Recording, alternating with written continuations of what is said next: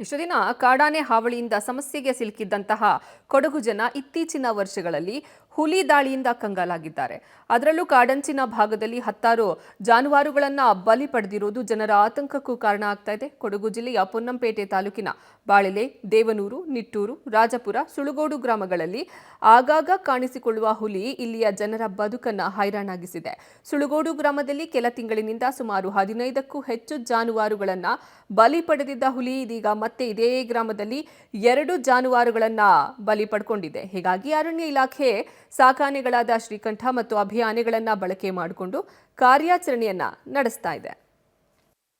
ಹುಲಿ ಅಂದರೆ ನಮಗೆ ಮೊನ್ನೆ ಸಹ ಬಂದು ಒಂದು 2 ಹಾಸನ ಹಿಡಿದ್ಬಿಟ್ಟು ಫಾರೆಸ್ಟ್ನವರು ಬೋನೆಲ್ಲ ಮಡಗಿದ್ದಾರೆ.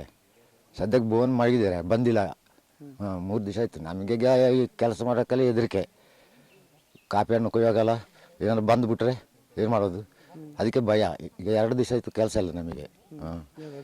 ರಜೆ ಹಾಕಿದ್ವಿ ನಾವು. ಫಾರೆಸ್ಟ್ನವರೆಲ್ಲ ಬಂದು ಅಲ್ಲಿ ಬೋನ್ಗಿನಲ್ಲಿ ಮಡಗಿದ್ದಾರೆ. ಈ ಆನೆ ದಾವಳಿ ಸ್ವಲ್ಪ ಕಡಿಮೆ ಈ ಟ್ರೆಂಚ್ ಎಲ್ಲ ತೆಗೆದ ಮೇಲೆ. ಈ ಹುಲಿದು ಮಾತ್ರ ಕಷ್ಟ. ಅಷ್ಟು ದೊಡ್ಡ ಟ್ಯಾಂಕ್ನ ಬರ್ತದೆ. ಹುಲಿ ಅನ್ನೋದು ಇದುವರೆಗೂ ನಾವು ಆನೆ ಸಮಸ್ಯೆ ಅಂತಿದ್ವಿ. ಈಗ ಬೆಳೆ, ಗದ್ದೆ ಮತ್ತು ಬೆಳೆಗಳು ಆದಷ್ಟು ಗದ್ದೆಯಿಂದ ಕ್ಲಿಯರ್ ಆಯಿತು. ತಮಗೆ ಗೊತ್ತಿದೆ, ಈಗ ಇತ್ತೀಚೆಗೆ ಏನಾಗಿದೆ ತಮಗೆ ಗೊತ್ತಾಗ್ತಾ ಇದೆ.